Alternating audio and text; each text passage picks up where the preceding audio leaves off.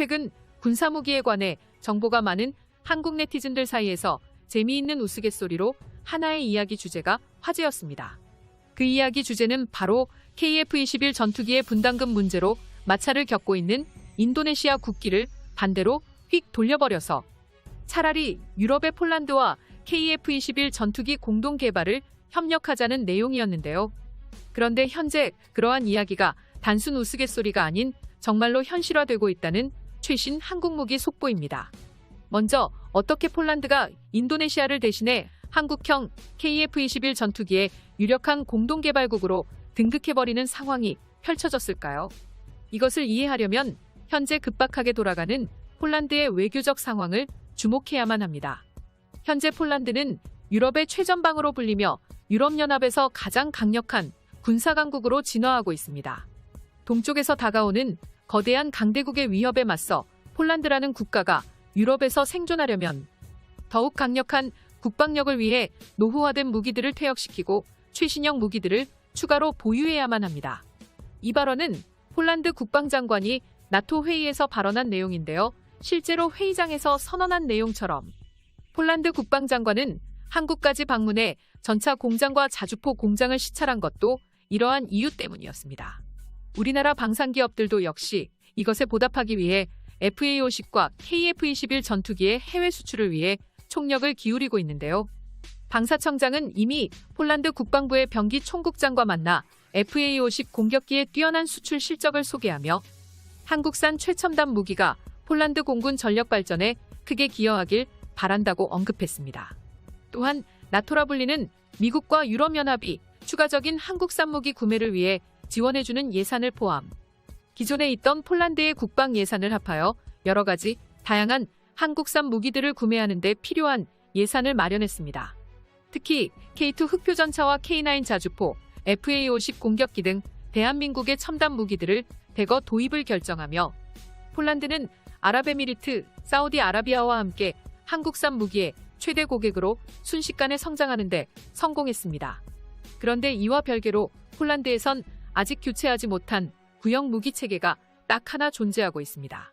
바로 러시아산 미그-29 전투기와 수호이-22 전폭기, 미국산 F-16 전투기 초기 버전 등 공군 체계에 관해 아직도 구형 기체가 대부분을 차지하는 형편이며 첨단화를 이룩하지 못한 것인데요. 그나마 다행히도 미국의 F-35A 전투기를 32대 구입하기로 결정했으며 어느 정도 한숨 돌리는 듯 했지만 폴란드 국방장관이 기자회견에서 말하듯 아무리 F-35A가 스텔스 전투기라도 32대는 턱없이 적은 수량인 게 문제입니다. 그렇다는 건 나머지 200대가량의 구형 전투기들을 다른 전투기 도입을 통해 반드시 교체해야 하는데요. 이러한 상황 속에서 한국 최초의 4.5세대 전투기 KF-21 전투기가 첫 비행을 성공한 사실이 폴란드에게도 알려집니다. 같은 시각 한국항공우주산업 역시 폴란드로 KF-21 전투기 수출 방안을 준비하고 있었으며 해외 수출을 염두에 둔 적이 있습니다. KF-21 전투기 같은 경우 규모의 경제를 통해 생산 라인을 추가적으로 늘려 전투기의 물량을 증가시켜야만 부품 다변화와 가격 하락을 통해 성능과 가성비 경쟁면에서 최종 우위를 점할 수 있게 됩니다. 모범적인 예시로 K9 자주포가 꾸준한 해외 수출을 통해 세계 점유율 50%를 돌파한 후 성능 업그레이드는 물론 한 대당 생산 가격도 세계 최고 수준으로 성장한 것을 보듯 군사 전문가들 사이에선 KF-21 보람의 전투기 역시 최소 400대 이상 생산되어야만 다음 개량 형태인 블록2 스텔스기와 블록3 5.5세대 스텔스 기체로 발전하기 수월하다고 주장하고 있습니다. 그렇다면 400대의 보라매를 달성하기 위하여 한국항공우주산업이 계획하는 KF-21 전투기의 해외 수출 전략은 과연 무엇일까요?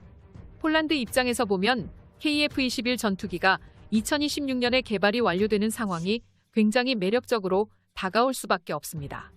기갑 장비와 FA-50 공격기까지 한국산으로 도입하는 하는 도중 이참에 그냥 KF-21 전투기까지 추가적으로 도입하여 한국산 무기로 군사무기 플랫폼을 완전히 통일시켜버린다면 부품 호환을 통해 장비 성능 업그레이드와 AS 서비스 면에서 어마어마한 예산 절감은 물론 한국의 방산기업들에게 상위 고객 국가가 되어 추가적인 서비스 체계를 받을 수 있는 메리트가 존재합니다. 실제로 이러한 일은 종종 있어 왔습니다. 해외의 사례를 보듯 아랍에미리트 역시 프랑스의 르클레르 전차와 함께 라팔 전투기 80대를 구매하여 프랑스산 무기로 플랫폼을 통일시킨 뒤 양 국가 간의 외교적 관계는 물론 부품 호환 통일성과 추가적인 혜택들을 받은 전적이 있습니다. 이러한 플랫폼 통일의 이점은 한국산 무기 역시 동일하게 가지고 있습니다.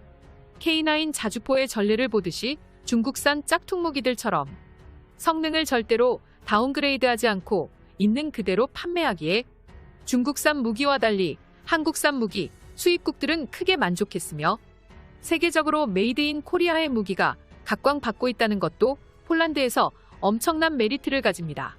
KF-21 전투기의 무장창은 다운그레이드를 절대 하지 않은 KGGB와 천룡 미사일 등 완전히 동일 사양이며 한국형 AESA 레이더의 질화갈륨은 동일 사양의 갈륨 비소 대비 세계 1위 수준의 탐지력과 내구도를 기록하는 데 성공했습니다.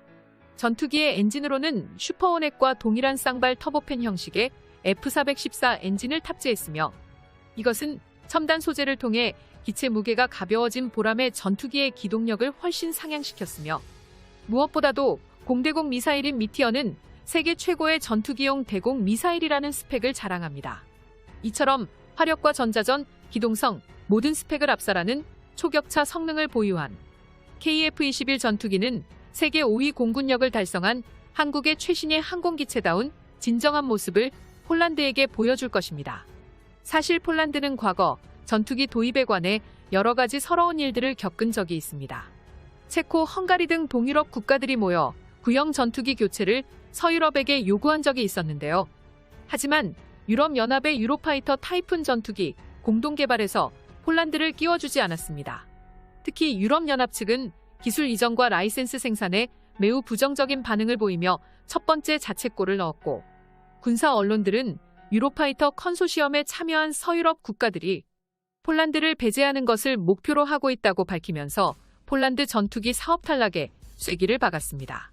유로파이터 컨소시엄에 참여한 국가들이 이러한 판단을 내린 주된 이유로는 당시만 하더라도 유럽연합 내에서 정책 주도에 반발하는 동유럽에 관한 서유럽의 관계 악화와 폴란드를 상대로 기술 이전과 라이센스 생산을 부정적으로 판단해버린 영국과 독일의 입장이 겹쳐서 발생한 상황이었습니다. 아이러니하게도 유로파이터를 도입하지 않았기 때문에 폴란드 역시 전투기 교체 사업을 진행해야 하며 KF-21 전투기는 그들에게 훌륭한 대안으로 지목되고 있는 상황입니다. 지금 이 순간에도 한국 방산 기업들의 피땀 어린 도전은 계속되고 있습니다. 영상의 정보가 도움이 되셨다면 채널명 대구구려제국 구독과 알림 설정 진심으로 감사드립니다.